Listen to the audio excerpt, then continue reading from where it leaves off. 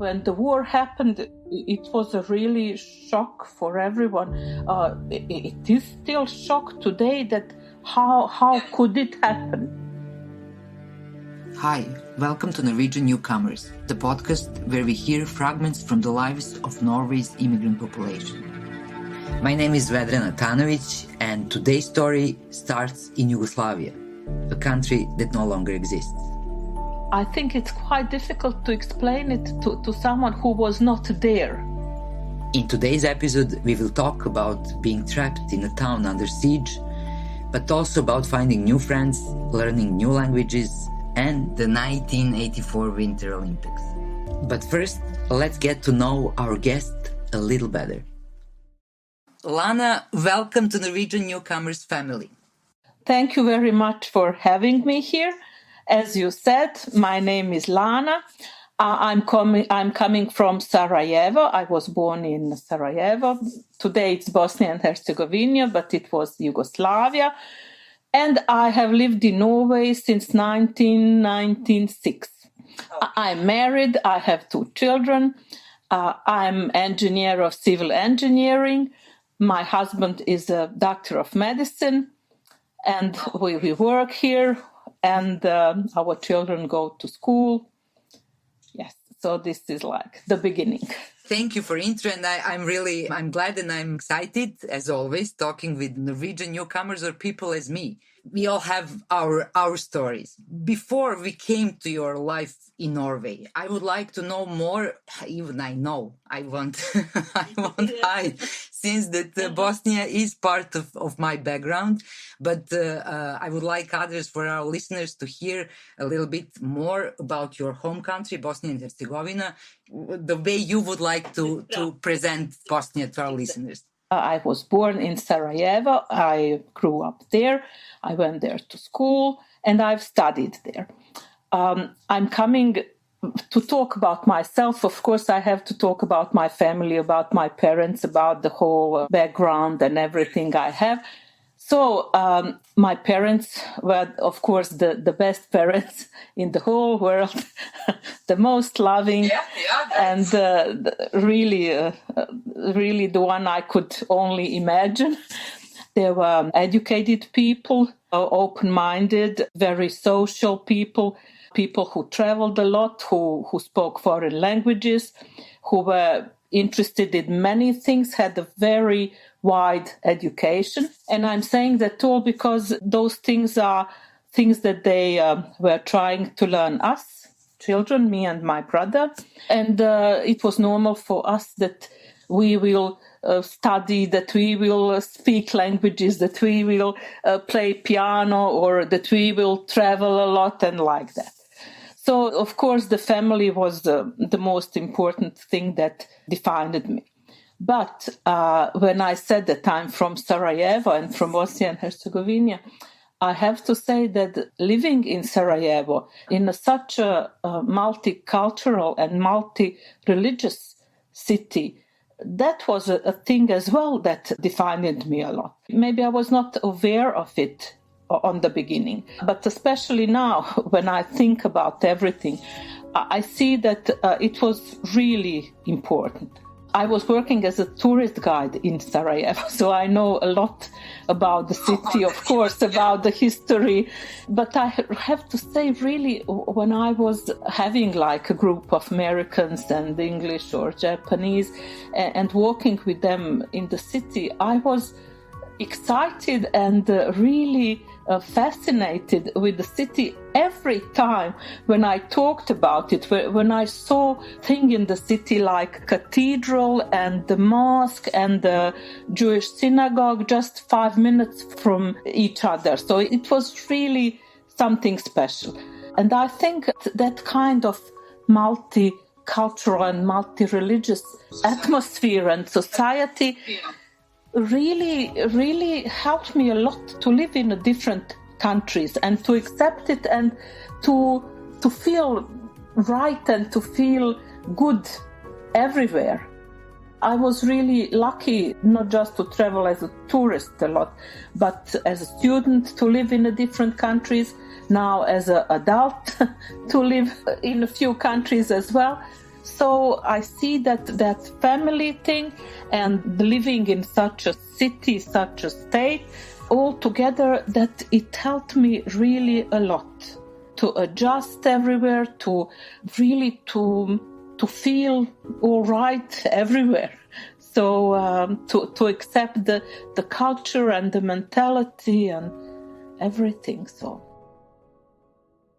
now I just it come to me how old you were when the Sarajevo Winter Olympic Games were.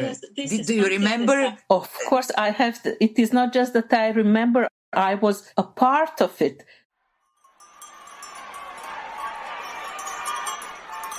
I was working as a hostess of American team in Olympic Village in Sarajevo. So my job was to take care about them. And there were, of course, a lot of them, so I was not alone.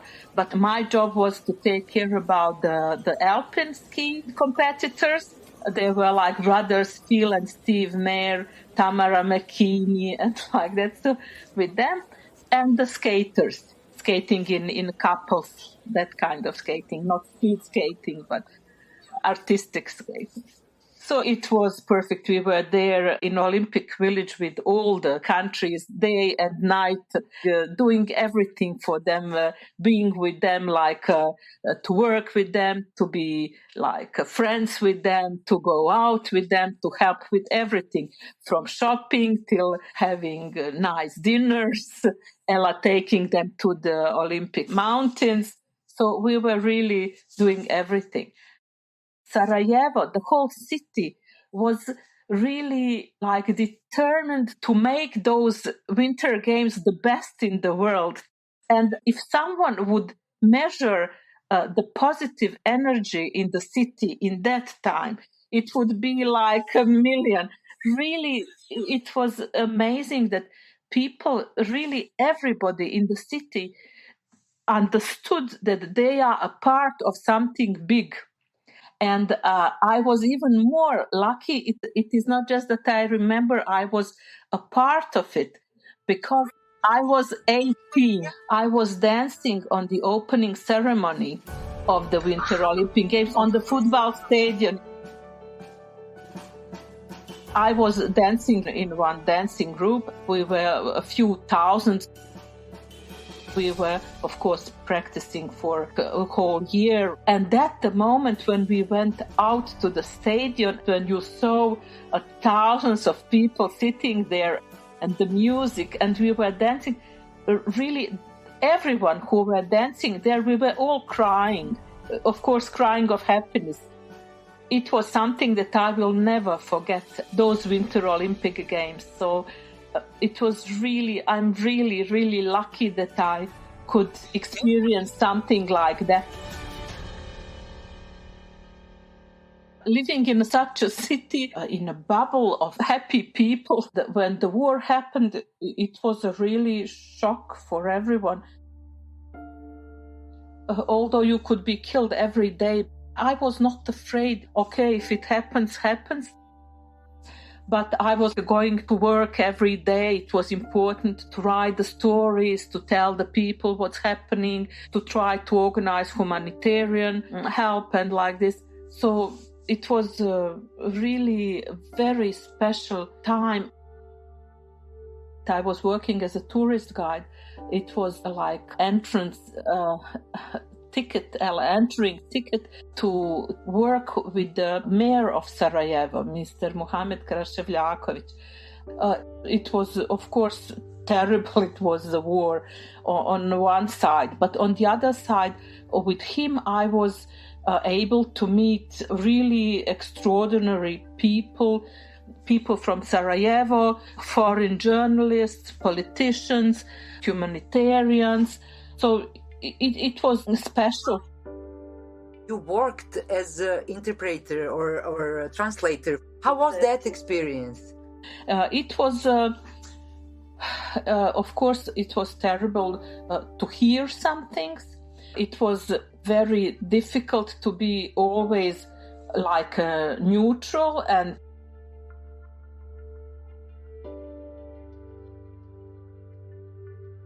to hear some things which were terrible for me. On the other side, to see how diplomacy works, so to see that something good thing happens. So for me, it was a very special experience. But my husband, he left Sarajevo before the war started. He left in May 92, and I was in Sarajevo till December 92. He went to his family in Germany. He's a doctor of medicine, and he started to work as a man nurse in the hospital because there was some things with the diploma. He needed some time to translate it and like that. And for me, it was like, am I going to join him and start a family, to be with him, to marry him and everything? Or am I going to stay? And to be honest, it was not easy to decide because my parents were in Sarajevo. I was working there. It was really not easy to go. But I left and I came to Germany. Anyway, I chose him. So I came to Wiesbaden. It's close to Frankfurt. And he was working, as I said, so it's not that we were living on the street and like that. He had a small apartment and enough that we have like a simple life. I didn't speak German, so the first thing was to learn the language. In Germany, if you want to work really, I don't know today, it was like this 20 years ago, you had to speak German. You couldn't work as just with English. So I was thinking, okay, I have to use everything I can to do something. So Wiesbaden is also the biggest American military base. So I was thinking, okay, I can play piano, I speak English, so I could be piano teacher for Americans. And this is what I did. We knew no one in Germany, but those American families, they became our friends. So we spent a lot of free time with them as well. After 1 year, my husband got his medical approval and he got a scholarship to write doctor degree at the university in Göttingen. It is between Frankfurt and Hanover. Wonderful, wonderful university city. So I had to start again. When we came to Göttingen, I got internship in one engineering company. Like a student internship for 3 months. I learned German really fast. I was just like, okay, I have to learn it fast to find the real job, to send the money back to Sarajevo and the packages with food and everything. So I was working 3 years as an engineer in Germany. My husband was writing his doctor degree. We lived in a student dormitory next to the university. We didn't have children, so although we were not the students, but we were having like a student life again. I continued to learn German, and I was taking private lessons with the one old lady. And in those 3 years, that lady, I can say she's like my German mother. She's beautiful and nice, and we were not like a student and the teacher. It was much, much more, and we were together in many occasions. And she lived alone. Her children were in other cities, so she said always, I'm like a daughter she never had. So it was really perfect. It was something special.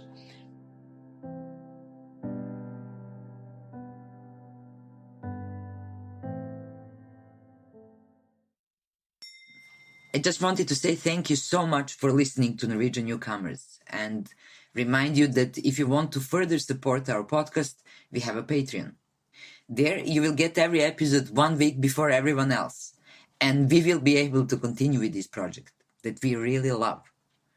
You can find us at patreon.com/Norwegian Newcomers, or you can press the link in the episode description. Thank you very much. It really would mean a lot.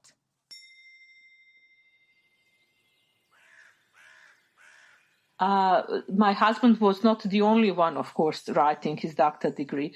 There were doctors from all over the world, and they were all in the same situation like us. So we became friends, and we were with them all the time. They are from Argentinian till Japan, Italy, overall, everywhere. Multicultural. Very multicultural. You made a little Sarajevo in the...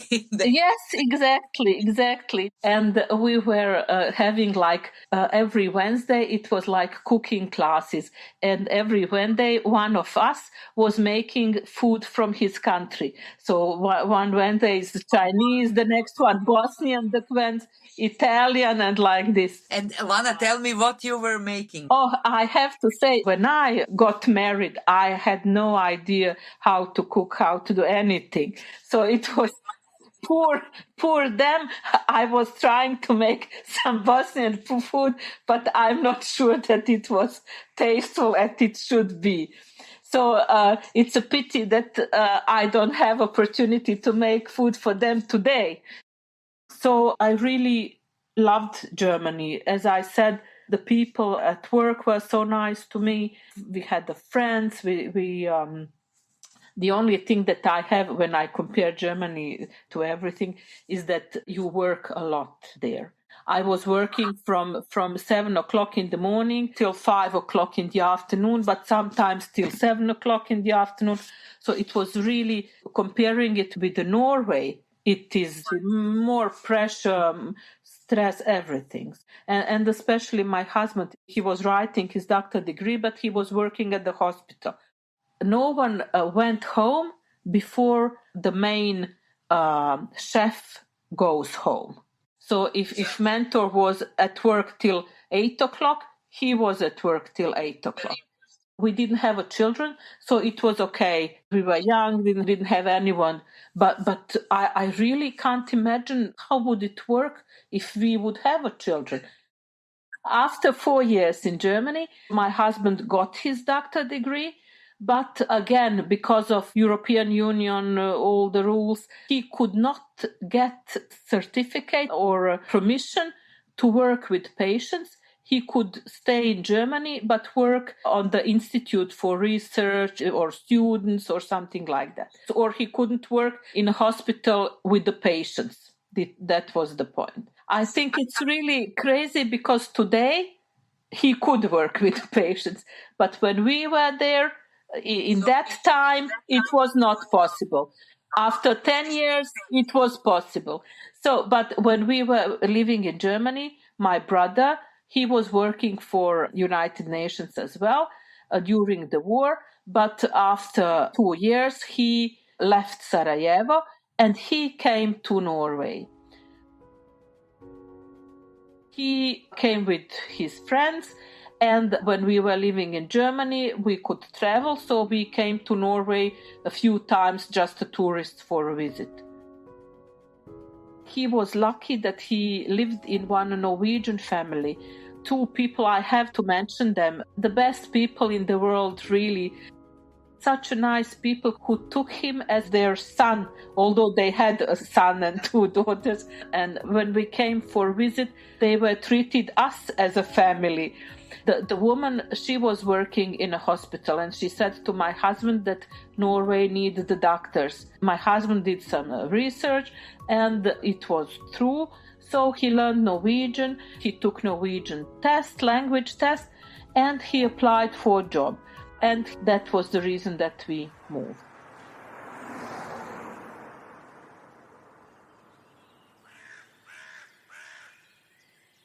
For me, of course, it was to start again, to learn Norwegian. So we came to Haugesund. This is the city on the west coast, which is 2 hours from Stavanger, the city where we live now. To be honest, I didn't want to move. Of course, the only thing that my brother lived there, it was the only motivation to move, because I like Germany very much. But, and as well, I moved to Norway in December, which was not very good month to move to Norway, especially not to Haugesund. It was the weather was terrible. It was dark. It was dark all the time. And it was raining. There was no snow. It was just raining and windy and dark. And it was a really, really small city. So 3:00, there is no one on the street. So I was thinking, where did I come? I was really shocked. But the good thing is that when I started to learn Norwegian, I went to school. There were a lot of foreigners there as well. Most of them women who came with their husbands because of their husbands. So we were in a desperate situation, but in the same situation. So it was a little bit easier. And there I got already 5 friends, like from Argentinian, from Romania, from USA, from Slovakia, and it was me. So it was like 5 of us. And I remember we used to come to our house to have a coffee after the school, and my husband was coming, and it was like 5 ladies sitting at home, and he was like, where do you find all those people? It was always like, but he liked them, of course.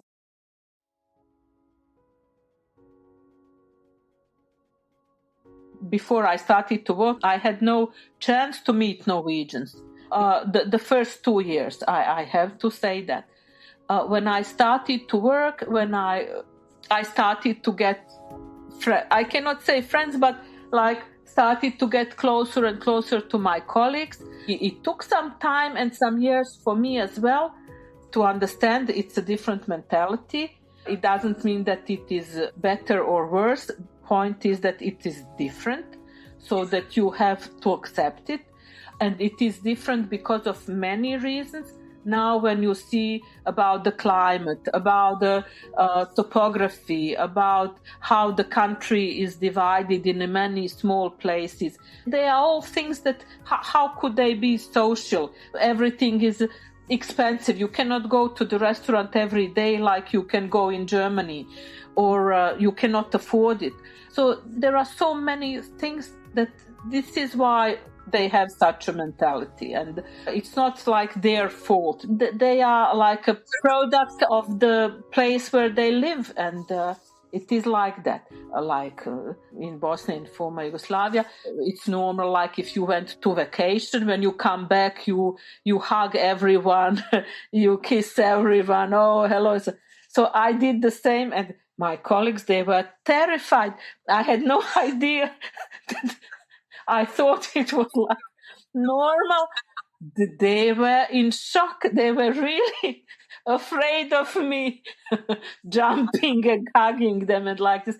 But I needed some time to understand that they don't do that. Not because they don't like me. It is just because they don't feel comfortable with them.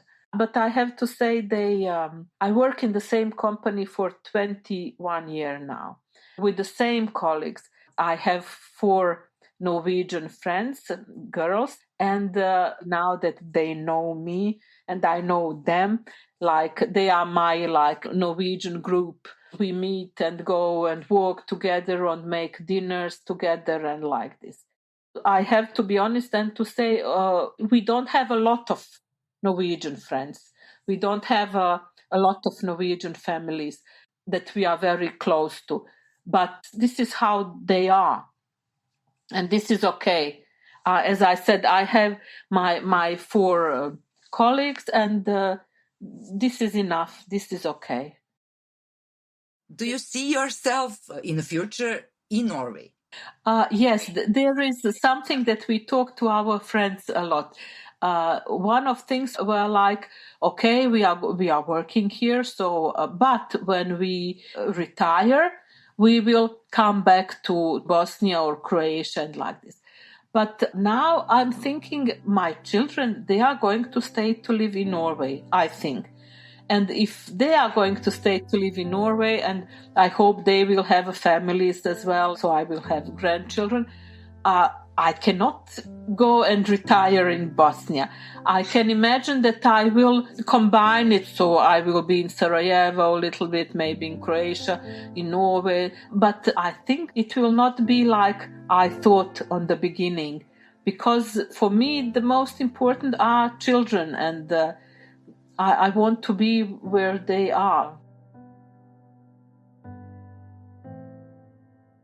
Lana, I will say tusen tak, hvala, or thank you very much on this conversation and your story. And thank you for bringing me, I'll be a bit selfish first, a little bit back on that nice time that I remember while we were living and we were raised in one country, Yugoslavia. And thank you for bringing us a little bit of Bosnia and Sarajevo. Thank you for having me. Thank you for being part of our family, Norwegian newcomers.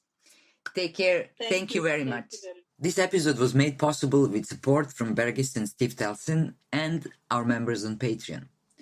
If you would like to support our podcast, search for Norwegian Newcomers on Patreon, Facebook, or Instagram. We are back next Tuesday. Thank you for listening and take care.